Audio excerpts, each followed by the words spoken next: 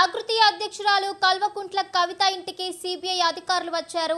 ఢిల్లీ మద్యం కేసులో సిబిఐ అభియోగాలు నిరాధారంగా ఉన్నాయని ఇటీవల రౌస్ అవెన్యూ కోర్టు తీర్పిచ్చింది. అయితే ఈ తీర్పుపై దర్యాప్తు సంస్థ సిబిఐ హైకోర్టులో అప్పీల్ చేసింది. మళ్లీ ఆమెకు నోటీసులు ఇవ్వడం జరిగింది. ఇదే అంశానికి సంబంధించి పూర్తి అప్డేట్స్ మా ప్రతినిధి రాణా ప్రతాప్ లైవ్ ద్వారా అందిస్తారు. Rana Pratap. Rows avenue court ఇచ్చినటువంటి ఈ ఉత్తర్వులు ఏదవుతుందో వీళ్ళకందరికీ క్లీన్ చిట్ ఇచ్చిన తర్వాత దాన్ని హైకోర్టులో సిబిఐ అప్పీల్ చేసింది. అప్పీల్ చేసినప్పుడు ఆల్రెడీ ఒక హియరింగ్ అయింది. ఆ హియరింగ్ అయినప్పుడు ఎవరైతే ఈ కేసులో ప్రతివాదులుగా అంటే నిందితులుగా పేర్కొన్నటువంటి వ్యక్తులు ఎవరైతే కూడా కోర్టు ముందు హాజరు కానటువంటి ఎవరైతే ఇప్పుడు కవిత కానీ, తర్వాత ఇప్పుడు శరత్ రెడ్డి కానీ, మాగుంట శ్రీనివాసులు రెడ్డి కానీ, ఎవరైతే రామచంద్ర పిల్లయ్య కానీ వీళ్ళందరూ కూడా హాజరు కాలేదు. వీళ్ళ వర్షం చెప్పడానికి ఎవరు కూడా అందుబాటులో లేకపోవడం. సో దీనినే ఇప్పుడు హైకోర్టు అప్పుడు ప్రశ్నించింది సిబిఐ అధికారులకు, ఎందుకు వీళ్ళందరూ కూడా హాజరు కాలేదని అన్నప్పుడు వాళ్ళు ఎవరు రాలేదని చెప్పింది. అయితే వాళ్ళకి నోటీసులు అందాయా, లేకపోతే ఈ యొక్క కేసు ఇక్కడ అప్పీల్ చేస్తున్న అంశం వాళ్ళకి తెలియజేశారా లేదనే అంశాన్ని సిబిఐకి సంబంధించిన అధికారుల్ని హైకోర్టు ప్రశ్నించింది. అప్పుడు మేము ఇంతవరకు ఎవరికి సమన్లు కానీ నోటీసులు కానీ ఇవ్వలేదు, ఇక్కడ హాజరు ఈ అప్పీల్కి సంబంధించిన అంశం కూడా మేము వారికి చెప్పలేదు అనేసి కూడా ఒక సమాధానం ఇచ్చినట్టుగా మన సమాచారం. అయితే ఇమ్మీడియట్గా వారికి ఎవరు చెప్పకపోతే ఇటువంటి ఈమెయిల్లో కానీ, వాట్సాప్లో కానీ, లేకపోతే ఇతర వ్యవహారాల నుంచి కూడా కానీ వారికి ఇప్పటి వరకు నోటీసులు అనేది అందచేయలేదు. కాబట్టి వారికి ఏ విధంగా వాళ్ళకి తెలుస్తుంది ఇన్ఫర్మేషన్ అనేది కూడా హైకోర్టు సిబిఐని ప్రశ్నించినప్పుడు వారికి తాజాగా ఇన్వెస్టిగేషన్ చేస్తున్నటువంటి వ్యక్తులు ఎవరైతున్నారో వాళ్ళకి హైకోర్టు ఒక డైరెక్షన్ ఇచ్చింది. మీరు ఇమీడియట్గా వెళ్ళి ఎవరైతే మీరు పేర్కొంటున్నటువంటి వారి తరపు నుంచి ఈ హైకోర్టులో వాదనలు వినిపించడానికి కానీ, హైకోర్టులో అప్పీల్ అవ్వడానికి కానీ ఖచ్చితంగా వారికి నోటీసులు ఇవ్వండి, సమన్లు ఇవ్వండి అనేది కోర్టు చెప్పినట్టుగా తెలుస్తుంది. అయితే ఇక్కడ ఇంతసేపు మీడియాలో డిస్కస్ చేసుకున్నట్టుగా మనం డిస్కస్ చేసినట్టుగా సిబిఐ ఎక్కడ వీళ్ళకి నోటీసులు ఇవ్వలేదు.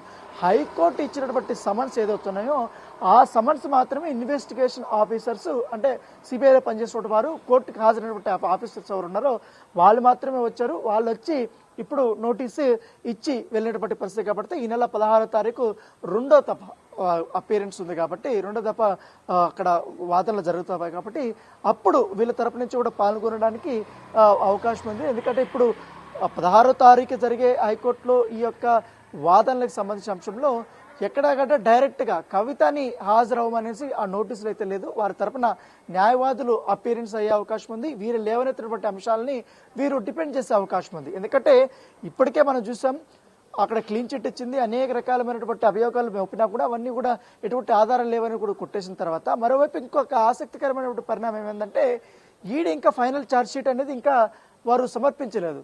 సో ఈడీ కానీ సమర్పిస్తే మాత్రం ఖచ్చితంగా ఈ కేసులో కవితకి కాస్త కష్టాలు వచ్చే అవకాశం ఉంటే మనకు కనపడుతున్నాయి. అయితే సిబిఐకి సంబంధించిన అంశంలో అప్పీలు వెళ్ళారు, తర్వాత దానికి సంబంధించినటువంటి అనేకమైనటువంటి అంశాలను తెరపైకి తీసుకొచ్చారు. ఎందుకంటే మేము చాలా వరకు కూడా ఇన్వెస్టిగేషన్ చేశాము, అనేక ఆధారాలు కానీ స్టేట్మెంట్లే కానీ ఇవన్నీ కూడా మేము సేకరించాము.